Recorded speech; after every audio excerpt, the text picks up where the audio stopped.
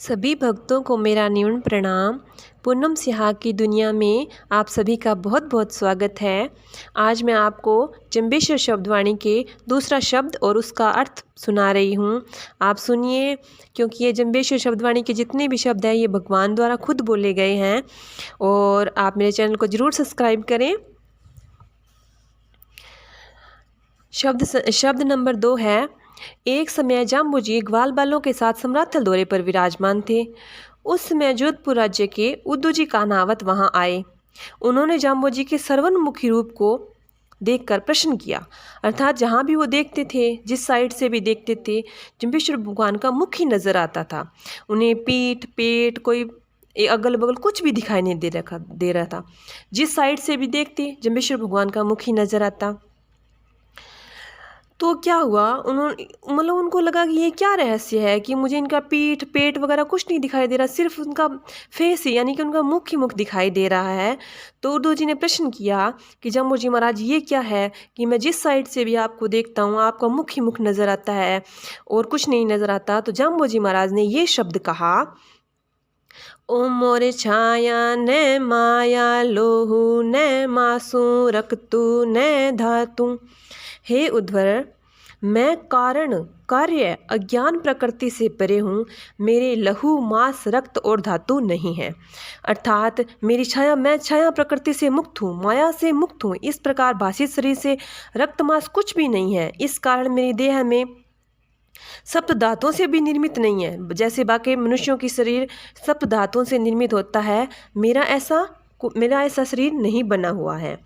मेरे माई न बापू आपने आपू रोही न रापू को पुनः कहलापू, अर्थात मेरे स्वरूप में माता पिता नहीं है, अर्थात ना कोई मेरी माता है ना कोई मेरा पिता है। मैं अपने स्वरूप पर आधारित हूँ, यानी कि मैंने खुद ही, मेरा जन्म हुआ है, रोष करके उससे रचायमान नहीं होता हूँ। ना मैं किसी पे क्रोध करता हूँ, ठीक है, ना क्रोध से होकर विलाप करता हूँ, ना क्रोधित होकर कभी, ना मैं खुश होता हूँ ना मैं कभी दुखी होता हूँ।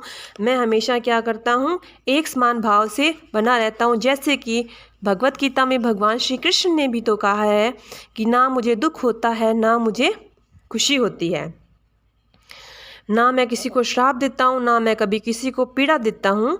तो ये भगवान जम्बेश्वर भगवान ने भी यही बात कही है। दुख न सैरापू लोई ए लोई त्युन तैरे लोई, ऐसा ना कोई जपा भी सोई। जम्बेश्वर भगवान कहते हैं, मैं दुखी होकर किसी को श्राप नहीं देता। हे लोगों, मैं तुम्हें शरीर दिखाई देता हूँ, अर्थात मैं शरीर धारण किए हुए दिखाई देता हूँ तुम्हें, परंतु वास्तव में अशरीर हूँ, यानी कि मेरा कोई शरीर है ही नहीं। मैं मेरे जैसा अन्य तीनों लोकों में न होने के कारण मेरा ही जप करो, अर्थात मेरे जैसा इस दुनिया में और कोई नहीं है, इसलिए आप भगवान मेरा ही जप करो। ये जम्बेश्वर भगवान कहते हैं। जैसा भगवान श्री कृष्ण ने भी गीता में कहा है कि इस संसार में जब कुछ नहीं था तब भी मैं था और जब कुछ नहीं होगा तब भी मैं होऊंगा। यही बात जम्बेश्वर भगवान ने कही है, क्योंकि जम्बेश्वर भगवान भी विष्णु भगवान का ही अवतार है और कृष्ण भगवान भी विष्णु भगवान का ही अवतार है। जी जपे आवागमन न होई, अर्थात भगवान को जपने से संसार में आवागमन नहीं होता।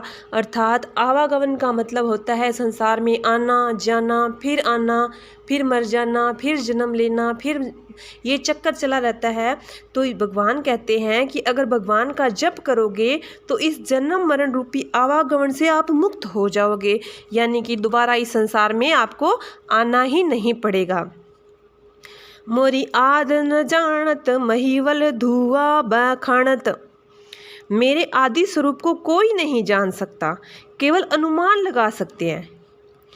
जैसे पर्वत में धुआं देखकर अग्नि का अनुमान लगाया जाता है, उसी प्रकार मेरे लक्षणों को देखकर परमात्मा होने का अनुमान लगाते हैं। जब भी पर्वत पर हमें धुआं उठता दिखाई देता है तो हम अनुमान लगा देते हैं कि धुआं उठ रहा है, इसका मतलब अग्नि जरूर है। उसी प्रकार क्या होता है, सिर्फ हम भगवान के लक्षणों को देखकर परमात्मा का अनुमान लगा सकते हैं।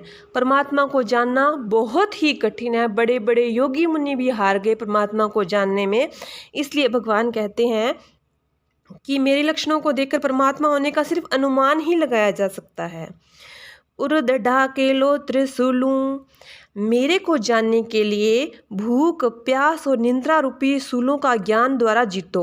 अर्थात यानी कि इसका मतलब ये है कि सभी पर हर एक चीज़ पर संयम रखना चाहिए और बार बार अभ्यास करना चाहिए। हरे भगवान को जानने के लिए बार बार अभ्यास करना चाहिए।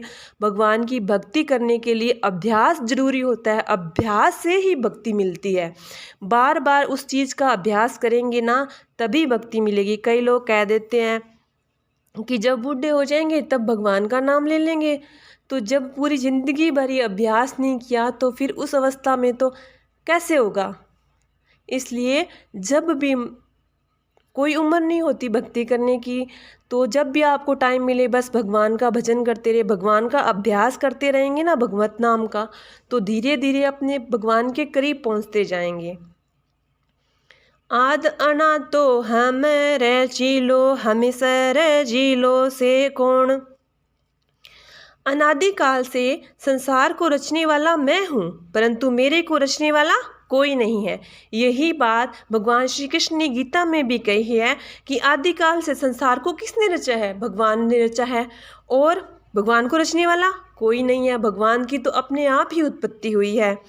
मैं जोगी के भोगी के अल्प हारी, मैं योगी हूँ या भोगी हूँ अथवा अल्प आहार करने वाला हूँ, ज्ञानी के ध्यानी के निज कर्म आधारी।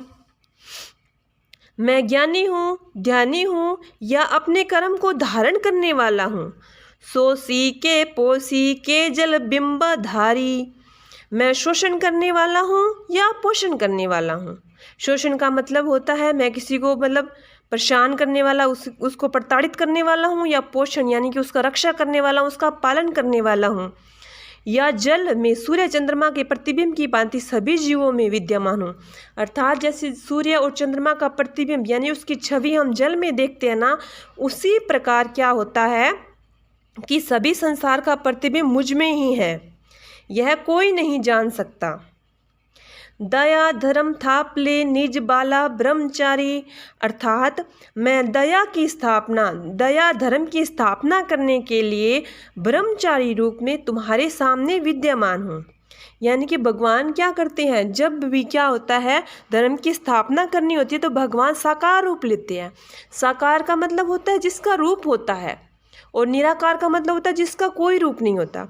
वैसे तो भगवान निराकारी है, लेकिन जब जब क्या होता है धर्म, दया और धर्म की स्थापना करनी होती है तो भगवान क्या करते हैं, साकार रूप धारण करके इस धरती पर आते हैं और धर्म की स्थापना करते हैं।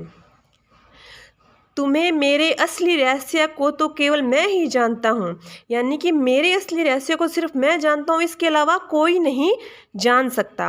अर्थात भगवान को जानना बहुत कठिन है। भगवान को प्राप्त करना चाहे भक्ति से, चाहे ज्ञान से, चाहे भाव से। भाव होगा तो भगवान अपने आप खींचे चले आएंगे। तो बार बार अभ्यास करना चाहिए भगवान का, भगवान के नाम का।